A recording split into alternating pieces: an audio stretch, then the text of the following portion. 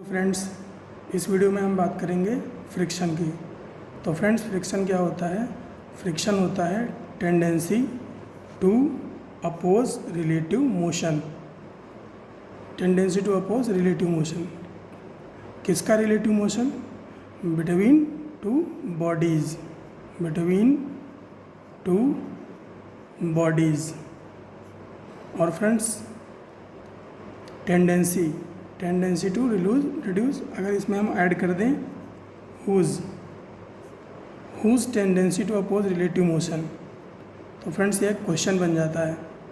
इस क्वेश्चन के आंसर को समझने के लिए हम इस फिगर को यूज़ करेंगे। तो फ्रेंड्स, इस फिगर को आप देखो, इसमें हम देख रहे हैं कि एक ब्लॉक ए है जो ब्लॉक बी के ऊपर रखा हुआ है, और ब्लॉक ए के ऊपर एक फोर्स एक्ट कर रहा है फॉरवर्ड डायरेक्शन में। तो फ्रेंड्स, जब ब्लॉक ए के ऊपर फोर्स एक्ट करेगा फॉरवर्ड डायरेक्शन में, तो ब्लॉक ए फॉरवर्ड डायरेक्शन में मूव करने की कोशिश करेगा। तो फ्रेंड्स, अगर ये ए और बी के बीच की जो सरफेस है वो स्मूथ नहीं है, तो फ्रेंड्स जो ब्लॉक बी है वो ब्लॉक ए को रोकने की कोशिश करेगा, और जब ब्लॉक बी ब्लॉक ए को रोकने की कोशिश करेगा तो वो एक फोर्स लगाएगा जो इस एक्टिंग फोर्स के ऑपोजिट डायरेक्शन में होगा। इस फोर्स के ऑपोजिट डायरेक्शन में होगा। इसको क्या बोलेंगे? Friction applied by B on A. तो ये एक फ्रिक्शन फोर्स होगा फ्रेंड्स। इसके अलावा ऐसा नहीं है कि केवल बी ही ए पे फोर्स अप्लाई करेगा। जो ब्लॉक ए है वो चाहेगा कि ब्लॉक बी भी उसके साथ जाए। तो फ्रेंड्स, ब्लॉक ए बी को अपने साथ ले जाने के लिए क्या करेगा? बी पर एक फ्रिक्शन फोर्स अप्लाई करेगा। ये फोर्स क्या होगा? ये किस डायरेक्शन में लगेगा? ये फोर्स लगेगा फॉरवर्ड डायरेक्शन में। क्यों? क्योंकि ब्लॉक ए जो है वो जा रहा है फॉरवर्ड डायरेक्शन में। तो जो ब्लॉक ए फ्रिक्शन फोर्स अप्लाई कर रहा है ब्लॉक बी पे, उसकी डायरेक्शन क्या हो जाएगी? Forward direction. तो फ्रेंड्स, इसको कैसे डिनोट करेंगे? इसको डिनोट करेंगे एफ बी ए से, और इसको बोलेंगे क्या? Friction applied by A on B. तो फ्रेंड्स, अब हमें इस हुज का आंसर मिल गया। Whose tendency to oppose relative motion, tendency of A to oppose relative motion between relative motion of B, and tendency of B to oppose relative motion by A is called friction between A and B. तो friends, यही होती है definition friction की, और यही इसका meaning भी होता है। तो फ्रेंड्स, फ्रिक्शन कितने तरह का हो सकता है? फ्रेंड्स, फ्रिक्शन हो सकता है दो तरह का। एक फ्रिक्शन हो सकता है स्टैटिक फ्रिक्शन, और एक हो सकता है काइनेटिक फ्रिक्शन। स्टैटिक फ्रिक्शन का मतलब क्या है? स्टैटिक फ्रिक्शन का मतलब वही है कि बॉडी जो है वो स्टैटिक कंडीशन में है, बॉडी मूव नहीं कर रही है, या फिर ऐसे कह लो बॉडी रेस्ट में है। अब काइनेटिक फ्रिक्शन का मतलब क्या होगा? बॉडी मूव कर रही है, यानी कि बॉडी रेस्ट में नहीं है, बॉडी इज इन मोशन। तो फ्रेंड्स, अगर बाय डेफिनेशन जाए तो हम क्या बोलेंगे? When only tendency of relative motion is there, then there will be static friction and body will be in rest, and when there is relative motion between bodies, then there will be kinetic friction। तो ये तो हो गई theory friends. अब थोड़ा सा आगे बढ़ते हैं।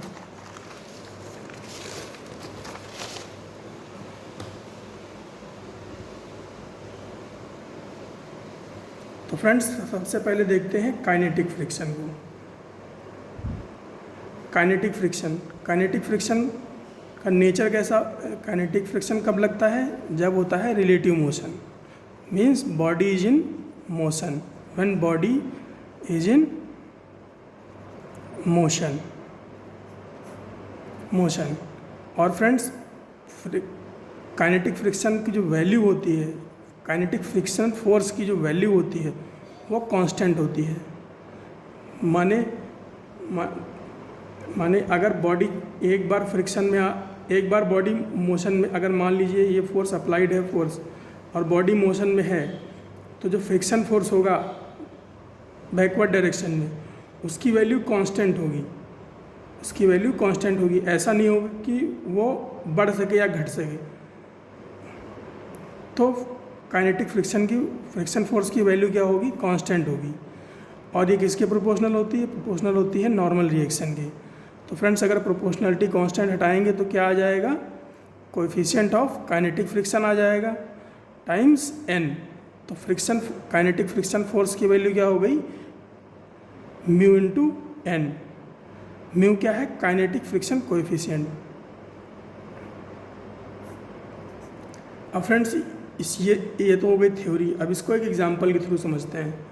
हमें दे रखा है एक ब्लॉक है 4 kg का, जो कि एक सरफेस पे रखा है।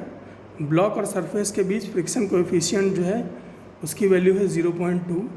और जो ब्लॉक है 4 kg का उसके ऊपर फॉरवर्ड डायरेक्शन में एक फोर्स अप्लाइड है 10 न्यूटन मैग्नीट्यूड का।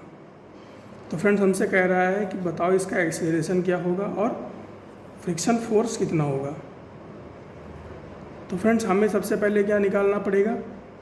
हमें सबसे पहले निकालना पड़ेगा नॉर्मल रिएक्शन।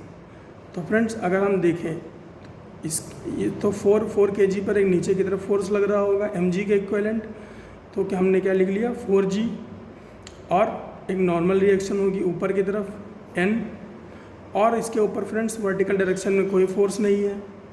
तो फ्रेंड्स क्योंकि ये बॉडी वर्टिकल डायरेक्शन में रुकी हुई है, तो फ्रेंड्स ये दोनों फोर्स बैलेंस होकर 0 हो जाएंगे। तो कैसे होगा? n = 4g होगा। तो यहाँ से n की क्या वैल्यू आ जाएगी? 4 × 10 40। तो फ्रेंड्स अगर n यानी कि नॉर्मल रिएक्शन की वैल्यू अगर हमने निकाल ली है तो हम क्या निकाल सकते हैं? काइनेटिक फ्रिक्शन फोर्स की वैल्यू निकाल सकते हैं। वो क्या होगी? म्यू के इंटू n। म्यू के क्या है? Kinetic friction coefficient. इसकी वैल्यू क्या है? 0.2। वैल्यू पुट करते हैं तो क्या होगा? 0.2 इंटू नॉर्मल रिएक्शन 40, दोनों को मल्टीप्लाई करेंगे, क्या आएगा? 8 न्यूटन। तो फ्रेंड्स हमें पता चला कि काइनेटिक फ्रिक्शन फोर्स की वैल्यू क्या है? 8 न्यूटन। तो फ्रेंड्स अब हम हॉरिजॉन्टल डायरेक्शन में देखते हैं। ये ब्लॉक है 4 kg का, फॉरवर्ड डायरेक्शन में फोर्स लग रहा है 10 न्यूटन, बैकवर्ड डायरेक्शन में फ्रिक्शन लगेगा, अपोज करेगा 10 न्यूटन को। तो कितना फोर्स लगेगा? 8 न्यूटन अभी निकाला है। और फ्रेंड्स हमें पता है क्योंकि अप्लाइड फोर्स ज़्यादा है फ्रिक्शन से, तो इसका एक्सीलरेशन फॉरवर्ड डायरेक्शन में होगा। तो हमने ये भी लिख लिया। तो friends Newton second law of motion के अकॉर्डिंग क्या होगा? F net is equal to ma। F net क्या हो जाएगा? 10 - 8 इक्वल टू 4a। यहाँ से a की क्या वैल्यू आ जाएगी? 0.5 मीटर पर सेकेंड स्क्वायर। तो फ्रेंड्स हमने क्या क्या निकाल लिया? यहाँ से फ्रिक्शन फोर्स की वैल्यू निकाल ली और क्या निकाल लिया? एक्सीलरेशन निकाल लिया। तो फ्रेंड्स ये एक एग्जांपल था काइनेटिक फ्रिक्शन का। अब आगे देखते हैं।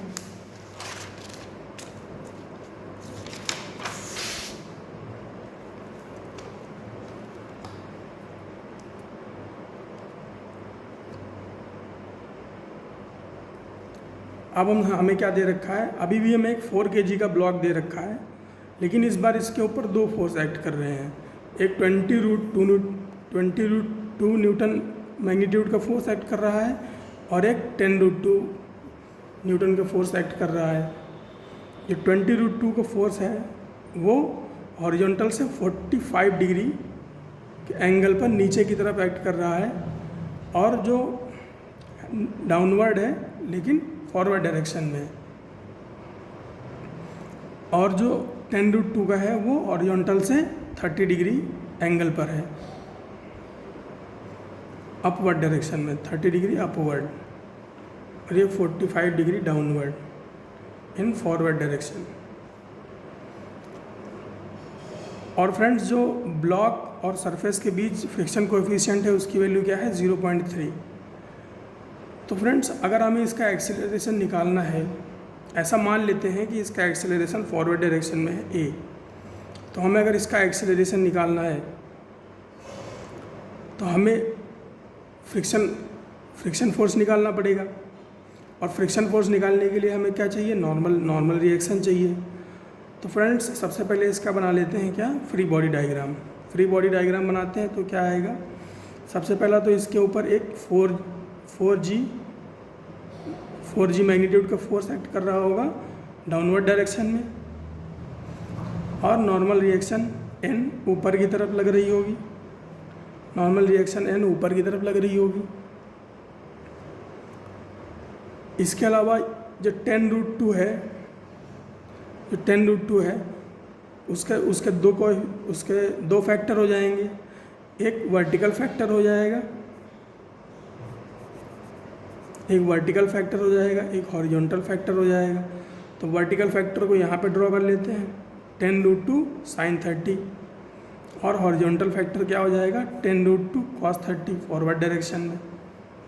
इसके अलावा जो 20√2 फोर्स है उसके भी दो फैक्टर हो जाएंगे, एक 20√2 यहाँ से देखिए ये नीचे की तरफ लग रहा है, एक 20√2 ये cos 45 इधर की तरफ फॉरवर्ड डायरेक्शन में चला जाएगा, और 20√2 sin 45 नीचे की तरफ चला जाएगा। तो 20√2 cos 45 को फॉरवर्ड डायरेक्शन में लगा दिया, 20√2 sin 45 को डाउनवर्ड डायरेक्शन में लगा दिया। तो फ्रेंड्स अब हमारे पास सारे फोर्सेस अवेलेबल हैं, अब हमें केवल फोर्स बैलेंस करने हैं। तो फ्रेंड्स अगर वर्टिकल डायरेक्शन में फोर्स बैलेंस करें तो अपवर्ड डायरेक्शन में कौन कौन से फोर्स हैं, एक तो ये नॉर्मल रिएक्शन और ये 10√2 sin 30, और डाउनवर्ड डायरेक्शन में कौन कौन से फोर्स हैं 20√2 sin 45 and 4g n plus 10√2 sin 30 upward direction equal to 4g plus 20√2 sin 45, एक ये हो गया। तो फ्रेंड्स इसमें sin 30 की वैल्यू पुट कर दें 1/2 आ जाएगी, n प्लस 10√2 इंटू sin 30 की value 1/2 equal to 40, 4 into 10 g की वैल्यू 10 ले ली, प्लस 20√2 इंटू sin 45 की वैल्यू 1/2। इसको फ्रेंड्स सॉल्व करेंगे तो ये बनेगा n प्लस 5√2 इक्वल टू 60। इसको और सॉल्व करेंगे तो ये बनेगा n इक्वल टू 60 माइनस 5√2। तो यहाँ से हमें नॉर्मल रिएक्शन की वैल्यू मिल गई। तो फ्रेंड्स नॉर्मल रिएक्शन की वैल्यू मिल गई तो हम क्या निकाल सकते हैं, काइनेटिक फ्रिक्शन। काइनेटिक फ्रिक्शन क्या होता है, म्यू इंटू एन। म्यू की वैल्यू क्या है 0.3, नॉर्मल रिएक्शन की वैल्यू क्या है 60 माइनस 5√2। दोनों इसको अगर हम सॉल्व करेंगे तो इसका मैग्नीट्यूड आएगा 15.87। अब फ्रेंड्स देखेंगे हम फोर्स इन फॉरवर्ड डायरेक्शन। तो फॉरवर्ड डायरेक्शन में कौन कौन से फोर्स एक्ट कर रहे हैं, एक तो 10√2 cos 30 एक्ट कर रहा है ये, और 20√2 cos 45 ये एक्ट कर रहा है। अगर वैल्यूज पुट करें तो क्या होगा, cos 30 की वैल्यू √3/2 और cos 45 की वैल्यू 1/√2। इसको फ्रेंड्स अगर हम सॉल्व करेंगे तो हमारे पास वैल्यू क्या आएगी फॉरवर्ड फोर्स की 32.24 न्यूटन। तो friends as per second law of Newton, net force means forward force minus frictional force, forward force minus frictional force equal to m into a. तो फ्रेंड्स वैल्यू अगर हम put करें forward force की 32.24 minus 15.87 equal to 4a। यहाँ से acceleration की value क्या आएगी 4.09 मीटर पर सेकेंड स्क्वायर। तो फ्रेंड्स ये एक थोड़ा कॉम्प्लिकेटेड एग्जांपल था, इसमें बस कैलकुलेशन थी और कुछ नहीं था। तो और देखते हैं इसका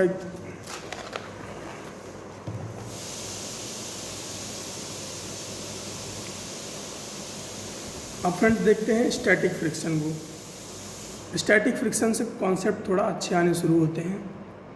तो फ्रेंड्स स्टैटिक फ्रिक्शन में क्या होता है, स्टैटिक फ्रिक्शन में टेंडेंसी ऑफ रिलेटिव मोशन होती है, only tendency of relative motion होती है। बॉडी हमेशा रेस्ट में होती है। और फ्रिक्शन फोर्स की वैल्यू क्या होती है, वेरिएबल होती है, डिपेंड करती है अप्लाइड फोर्स के ऊपर। मान लीजिए एक ब्लॉक है, उसके ऊपर 10 न्यूटन का फोर्स अप्लाइड है और ये मैक्सिमम फ्रिक्शनल फोर्स की वैल्यू क्या है, 18 न्यूटन। तो ऐसा नहीं होगा कि 18 न्यूटन फ्रिक्शनल फोर्स, ऐसा नहीं होगा कि एफएस यानी कि स्टैटिक फ्रिक्शन की वैल्यू जो है वो 18 न्यूटन आ जाए, ऐसा बिल्कुल नहीं होगा, क्योंकि इसको जितना अपोज करना है उतना ही फ्रिक्शन फोर्स अप्लाई करेगा। यानी कि एफएस की वैल्यू या फिर स्टैटिक फ्रिक्शन की वैल्यू कितनी आएगी, ओनली 10 न्यूटन। इसको भी हम आगे चल के एग्जाम्पल में देखेंगे। तो फ्रेंड्स, ये फ्रिक्शन फोर्स, स्टैटिक फ्रिक्शन की वैल्यू क्या होती है, वेरिएबल होती है और सेल्फ एडजस्टिंग होती है। जैसा कि मैंने बताया कि यहाँ पे जितना, मान लीजिए 10 न्यूटन का फोर्स अप्लाइड है तो फ्रिक्शन फोर्स की वैल्यू आएगी 10 न्यूटन। मान लीजिए इसको 12 न्यूटन कर दिया जाए तो फ्रिक्शन फोर्स की वैल्यू 12 न्यूटन हो जाएगी। ये वैल्यू तब तक बढ़ती या घटती रहेगी अप्लाइड फोर्स के अकॉर्डिंग। और जब अप्लाइड फोर्स की वैल्यू ज़्यादा हो जाएगी, किससे, 18 न्यूटन से, तो क्या होगा, ये जो फ्रिक्शन फोर्स है ये काइनेटिक फ्रिक्शन में कन्वर्ट हो जाएगा। इसीलिए इसको बोलते हैं सेल्फ एडजस्टिंग।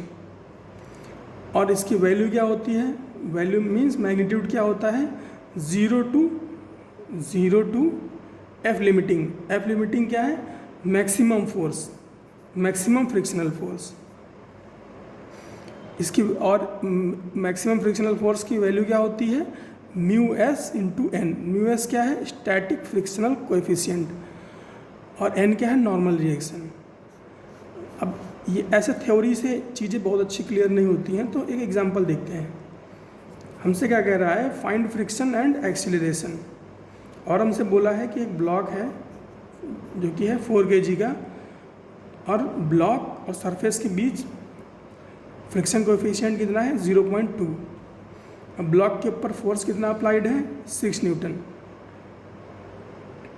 तो ठीक है, सबसे पहले हम क्या निकालेंगे, लिमिटिंग, एफ लिमिटिंग।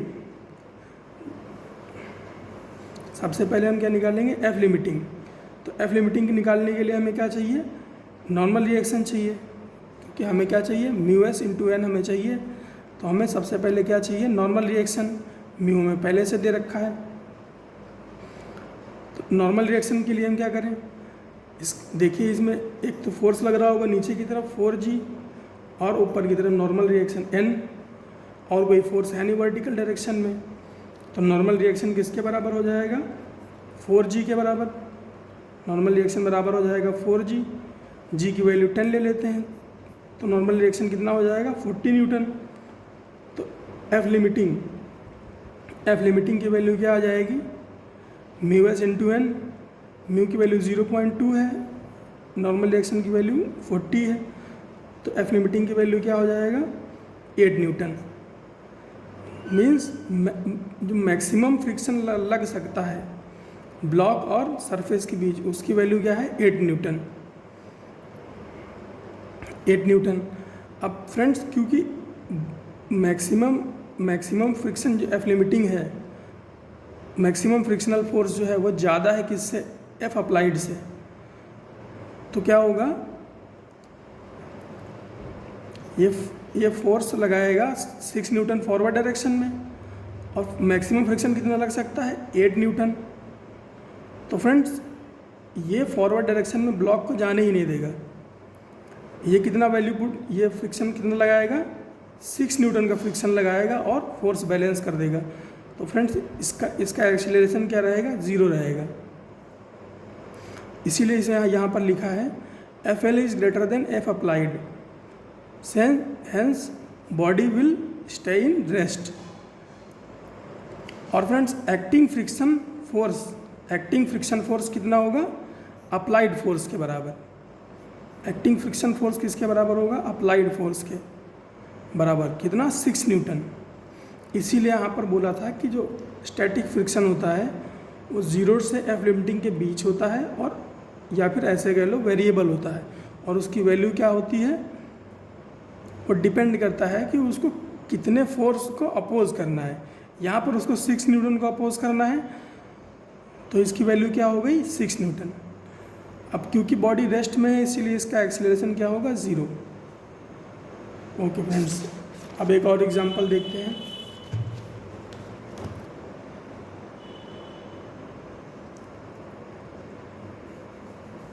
इसमें हमसे क्या बोला है, find frictional force and acceleration. और हमें क्या क्या दे रखा है, हमें दे रखा है 2 kg का ब्लॉक है जिसके ऊपर 20 न्यूटन फोर्स अप्लाइड है, और यहाँ पर हमें फ्रेंड्स स्टैटिक फ्रिक्शनल कोएफिशिएंट और काइनेटिक फ्रिक्शन कोएफिशिएंट दोनों अलग अलग दे रखे हैं। अब जब भी ये दोनों अलग अलग दे रखे हों तो हमें सबसे पहले क्या निकालना चाहिए, हमें सबसे पहले निकालना चाहिए limiting force, limiting frictional force या एफ लिमिटिंग जिसको बोलते हैं। तो एफ लिमिटिंग कैसे निकालेंगे, एफ लिमिटिंग क्या होता है, mu S into N. N की वैल्यू क्या होगी, 1 ब्लॉक प्रॉब्लम है, normal reaction equal to M G. 1 block problem में क्या करेंगे फ्रेंड्स, केवल एक ही फोर्स लग रहा है, केवल एम जी लगेगा नीचे की तरफ और नॉर्मल रिएक्शन ऊपर की तरफ। तो normal reaction N equal to M G, mu S M G. Mu S की वैल्यू क्या है 0.6, m2g 10। तो लिमिटिंग फ्रिक्शनल फोर्स की वैल्यू क्या आ गई 12 न्यूटन। अब फ्रेंड्स हमें पता है कि एफ लिमिटिंग, हम देख सकते हैं कि एफ लिमिटिंग जो है वो छोटा है किससे, एफ अप्लाइड से। एफ लिमिटिंग की वैल्यू क्या है 12, एफ अप्लाइड की वैल्यू क्या है 20। तो फ्रेंड्स मोशन विल स्टार्ट। और फ्रेंड्स एक्टिंग फ्रिक्शनल फोर्स क्या होगा, एक्टिंग फ्रिक्शनल फोर्स होगा काइनेटिक फ्रिक्शनल फोर्स। और काइनेटिक फ्रिक्शनल फोर्स क्या होता है, म्यू के kinetic friction coefficient into normal reaction, mu के इनटू एन। तो फ्रेंड्स हमें फ्रिक्शन फोर्स की वैल्यू फिर से निकालनी पड़ेगी। तो एफ के यानी कि काइनेटिक फ्रिक्शनल फोर्स कितना होगा, म्यू के इंटू एन, और वो किसके बराबर होगा 0.4 इंटू 2 इंटू 10। इसकी वैल्यू क्या आएगी 8 न्यूटन। अब फ्रेंड्स हम फिर से ब्लॉक को देखते हैं। तो ब्लॉक के ऊपर एक फॉरवर्ड डायरेक्शन में फोर्स अप्लाइड है कितना 20 न्यूटन, और एक बैकवर्ड डायरेक्शन में फोर्स अप्लाइड है एफ के इक्विवेलेंट। एफ के की वैल्यू क्या है 8 न्यूटन। और इसका नेट फोर्स जो है, नेट फोर्स फॉरवर्ड डायरेक्शन में होगा, इसीलिए इसका एक्सेलरेशन कहाँ होगा, फॉरवर्ड डायरेक्शन में होगा। तो friends Newton second law of motion लगा लेते हैं। एफ नेट क्या होगा, forward force 20 newton minus backward force 8 newton equal to ma 2a। तो यहाँ से एक्सेलरेशन की वैल्यू क्या आ जाएगी 20 माइनस 8 12 डिवाइड बाई 2 6 मीटर पर सेकेंड स्क्वायर। ओके फ्रेंड्स, अब देखते हैं ग्राफ। एक प्रैक्टिकल ग्राफ होता है, graph between friction and applied force. तो फ्रेंड्स वाई एक्सिस पे मान लेते हैं फ्रिक्शन और एक्स एक्सिस पे मान लेते हैं अप्लाइड फोर्स। ये एक्स एक्सिस होती है, ये वाई एक्सिस होती है। तो फ्रेंड्स अगर हम फ्रिक्शन और अप्लाइड फोर्स के बीच देखें, ग्राफ देखें, तो जैसे जैसे अप्लाइड फोर्स बढ़ते जाता है फ्रिक्शन की वैल्यू बढ़ती जाती है। अभी बॉडी रेस्ट में है, कब तक, एक टाइम तक बॉडी रेस्ट में रहती है। ये पूरा टाइम बॉडी जो है रेस्ट में है, बॉडी रेस्ट में है। अभी फ्रिक्शन फोर्स बढ़ रहा है। एक टाइम के बाद क्या होगा फ्रेंड्स,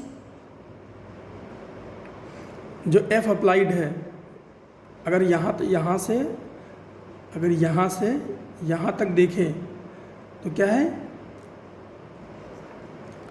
एफ लिमिटिंग क्या है, ग्रेटर है किससे, एफ अप्लाइड से। इसके बाद क्या है, एफ लिमिटिंग क्या है, लेस देन है एफ अप्लाइड से। तो फ्रेंड्स ये इस पॉइंट के बाद क्या होगा, जो फ्रिक्शन होगा वो क्या होगा, काइनेटिक फ्रिक्शन होगा।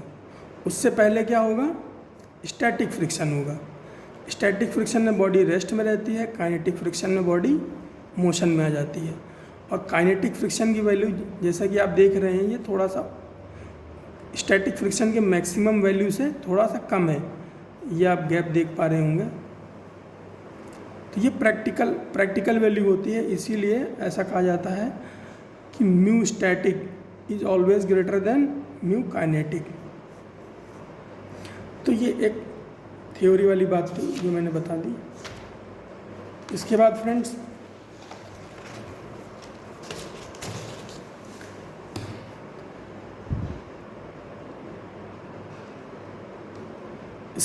एक जेईई में पूछा हुआ क्वेश्चन है, उसको देखते हैं।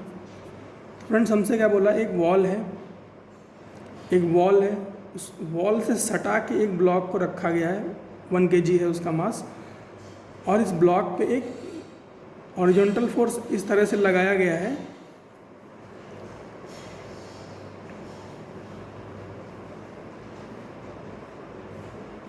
कि ये ब्लॉक रुका हुआ है। हमसे बोला है बताओ इसका स्टेटस क्या होगा। इसका स्टैटिक फ्रिक्शन कोएफिशिएंट 0.3 है, काइनेटिक फ्रिक्शन कोएफिशिएंट 0.2 है। तो 40 न्यूटन का फोर्स लगाया है, 1 kg का मास है इसका। हमसे बताया पूछा है इसका स्टेटस क्या होगा। तो फ्रेंड देखो, नीचे सबसे एक तो फोर्स लग रहा होगा नीचे की तरफ, कितना, mg के बराबर। तो ये क्या हो गया, 1g। और ये नीचे की तरफ आने की कोशिश करेगा, तो फ्रिक्शन फोर्स किस डायरेक्शन में लगेगा, ऊपर की डायरेक्शन में लगेगा। फ्रिक्शन फोर्स किस डायरेक्शन में लगेगा, ऊपर की डायरेक्शन में लगेगा।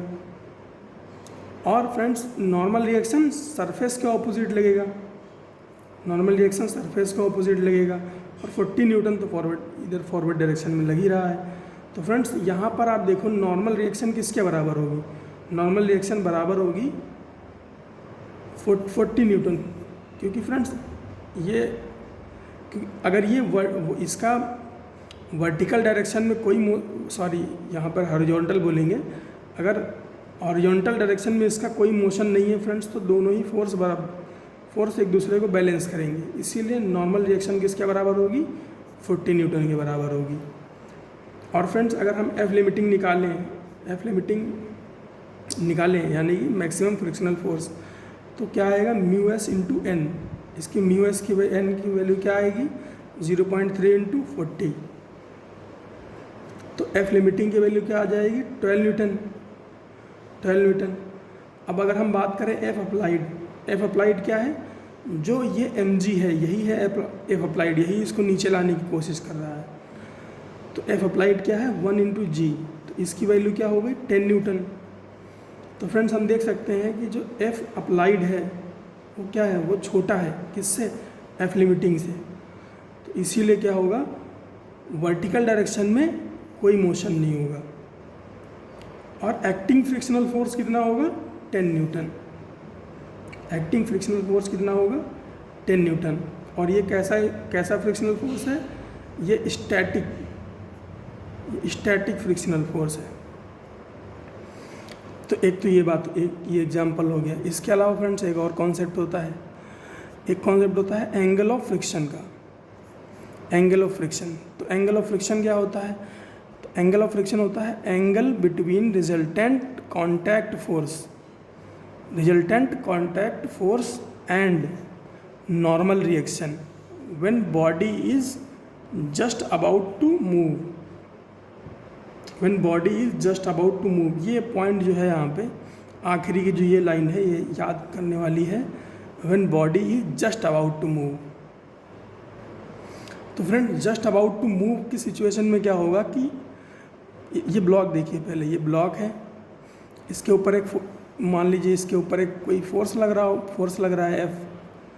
तो इसके ऊपर कुछ बैकवर्ड डायरेक्शन में कुछ फोर्स लगेगा, फ्रिक्शनल फोर्स लगेगा, और एक नॉर्मल रिएक्शन होगी। अब फ्रेंड्स हमसे क्या कह रहा है, ये जो नॉर्मल रिएक्शन है और ये जो फ्रिक्शनल फोर्स है, इसका एक रिजल्टेंट फोर्स है, इसको हम बोल रहे हैं resultant contact force, resultant contact force. तो एंगल ऑफ फ्रिक्शन क्या होता है, angle between normal reaction and resultant contact force when body is just about to move. इसका मतलब क्या हुआ कि ये जो एफ एल है, ये क्या हुआ, ये हुआ एफ लिमिटिंग, ये क्या हुआ, एफ लिमिटिंग। ओके फ्रेंड्स, तो इस थीटा की वैल्यू क्या होगी, थीटा की वैल्यू को निकालने के लिए क्या करें, ये फोर्स मान लेते हैं ऊपर की तरफ लग रहा है एन, ये पीछे की तरफ लग रहा है इस।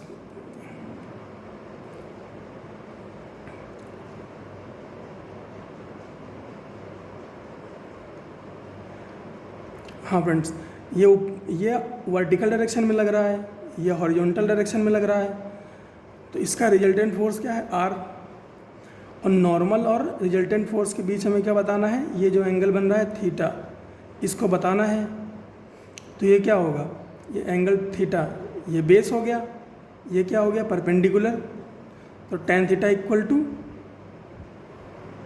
Perpendicular by base. F L की वैल्यू क्या है, mu S into N, N से एन कैंसिल आउट हो जाएगा, tan थीटा इक्वल टू क्या बचेगा, म्यू एस। तो थीटा इज इक्वल टू क्या हो जाएगा, tan inverse mu S. Theta क्या है, एंगल ऑफ फ्रिक्शन। तो एक ये कॉन्सेप्ट है इसमें फ्रेंड्स, ये लाइन जरूर याद रखने वाली बात है, when body is just about to move. और ये बात ध्यान रखने की है कि ये जो फोर्स है ये एफ लिमिटिंग फोर्स है।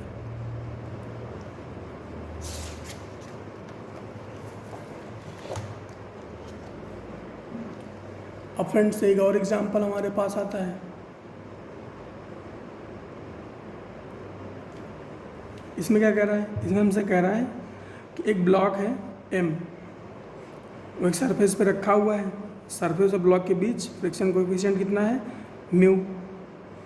हमसे बोला कि इसको वी वेलोसिटी के साथ आगे की तरफ फेंका गया, वी नॉट वेलोसिटी के साथ आगे की तरफ फेंका गया।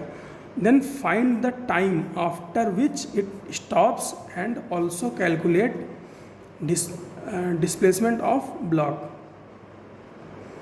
तो क्या करें फ्रेंड्स, सबसे पहले क्या करें, इसमें सबसे पहले इसका बनाते हैं F B D. F B D बनाएंगे तो एक तो फोर्स एम जी नीचे की तरफ लग रहा होगा, नॉर्मल रिएक्शन ऊपर की तरफ, फ्रिक्शनल फोर्स पीछे की तरफ। Normal reaction N is equal to M G, यहाँ से एफ के की वैल्यू क्या आ जाएगी, हमें पता है ये मोशन में है क्योंकि इसकी वेलोसिटी है, इसीलिए यहाँ पे क्या बात कर रहे हैं, डायरेक्ट ही काइनेटिक फ्रिक्शन की बात कर रहे हैं। तो एफ के की वैल्यू क्या आ जाएगी, म्यू एन, और इसको और सॉल्व करेंगे तो क्या हो जाएगा, mu M G. Normal reaction की वैल्यू क्या है, एम जी, यहाँ से आ गई। और एफ के की वैल्यू अगर हम देखें किसके बराबर होगी, माइनस एम ए के बराबर होगी। क्यों, क्योंकि यही फोर्स जो है वो पीछे की तरफ लग रहा है, बॉडी आगे की तरफ जा रही है, फोर्स पीछे की तरफ लग रहा है, तो एक्सीलरेशन किस डायरेक्शन में होगा, वो भी एक्सीलरेशन तो खैर नहीं होगा, उसको रिटार्डेशन बोलेंगे, लेकिन वो पीछे की तरफ होगा। तो एफ के इज इक्वल टू क्या हो गया, माइनस एम ए। या फिर इसको दूसरे तरह से देख लो, ऐसे देख लो, ये ब्लॉक है, इसका एक्सीलरेशन फॉरवर्ड डायरेक्शन में है, फोर्स पीछे की तरफ लग रहा है, तो क्या हो जाएगा, और फॉरवर्ड डायरेक्शन में फोर्स क्या है, ज़ीरो। तो क्या लिखोगे, zero minus F is equal to M A. तो यहाँ से क्या आ जाएगा,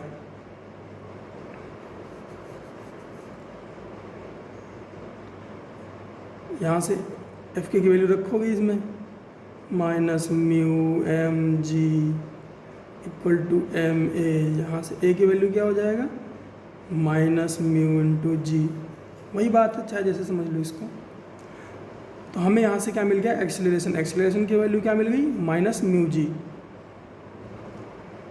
एक्सीलरेशन मिल गया। तो फ्रेंड्स हमें पता है initial velocity v naught, final velocity zero, acceleration minus mu g. तो first equation of motion use करते हैं। क्या है, v equal to u plus a t. v की वैल्यू क्या है, 0, final velocity 0, initial velocity v naught minus mu g into T.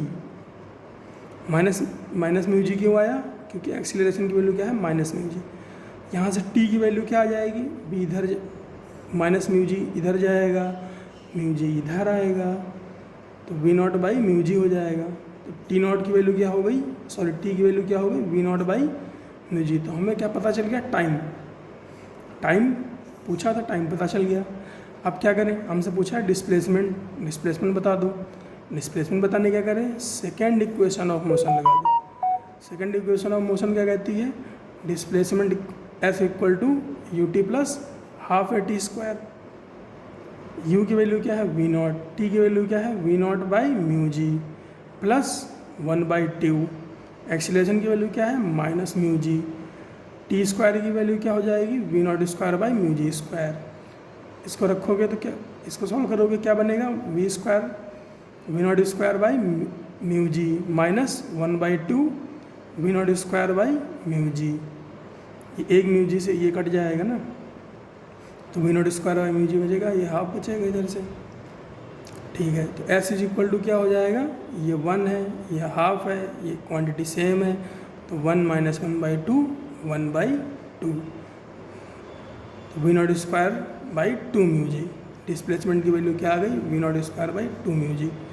तो ये एग्जाम्पल था। इसके अलावा और क्या है, एक एग्जाम्पल और है अभी।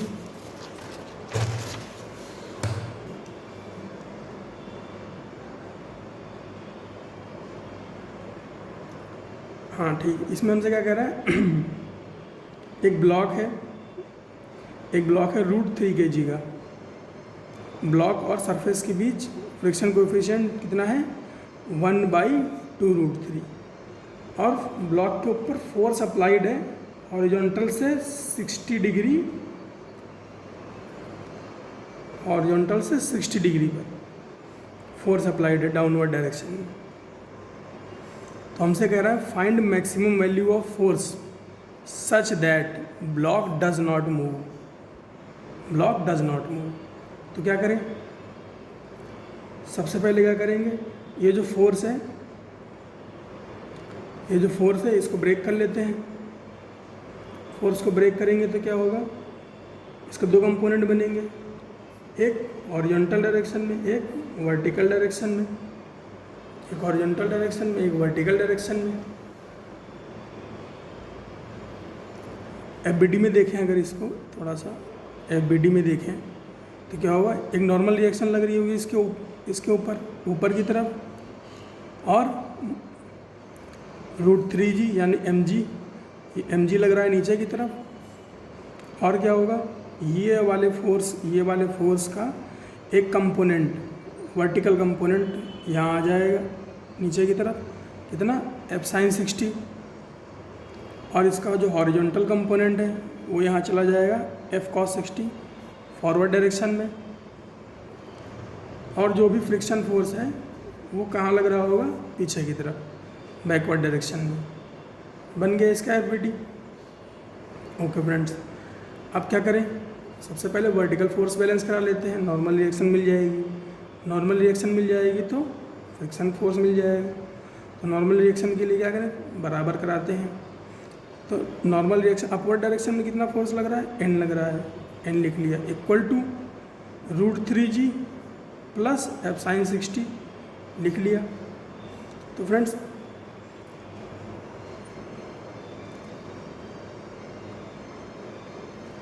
हमें फोर्स F नहीं पता है ना, ठीक है, इसको इक्वेशन 1 मान लिया। तो in case of block in rest F cos 60 should be equal to FL। भाई ब्लॉक रेस्ट में कब रहेगा, अगर जो बैकवर्ड डायरेक्शन में फोर्स लग रहा है, FL, वो किसके बराबर हो, F cos 60 के बराबर हो, तभी ब्लॉक रेस्ट में रहेगा। तो क्या करा है, F cos 60 is equal to FL। FL की वैल्यू क्या है, म्यू इंटू एन। ठीक है, इधर F cos 60 को सॉल्व किया, F इंटू cos 60 की value 1/2 equal to equal to mu की क्या वैल्यू रख दी 1 बाई, यहाँ पे इसमें रख रहे हैं वैल्यू सारी, ठीक है। म्यू की वैल्यू क्या रख दी 1 बाई 2√3 इक्वल टू, यहाँ से नॉर्मल रिएक्शन को उठाया √3g प्लस f√3/2 sin 60 की वैल्यू रख ली f√3/2। इसको मल्टीप्लाई कराएंगे अंदर की तरफ, मल्टीप्लाई कराएंगे, ये √3 से ये √3 चला जाएगा और ये √3 से ये √3 चला जाएगा, तो f क्या बचा, और ये 1 ये 2 से ये 2 चला गया, तो f क्या बचा g प्लस f/2। यहाँ से f इज इक्वल टू क्या हो गया 2g, g की वैल्यू रखी तो क्या आया 20 न्यूटन। तो फ्रेंड्स 20 न्यूटन के लिए ये क्या ब्लॉक जो है up to 20 newton, up to 20 newton block will not move. Okay friends, और इसमें क्या निकाल सकते हैं, बस इतना ही देखते हैं, आगे देखेंगे।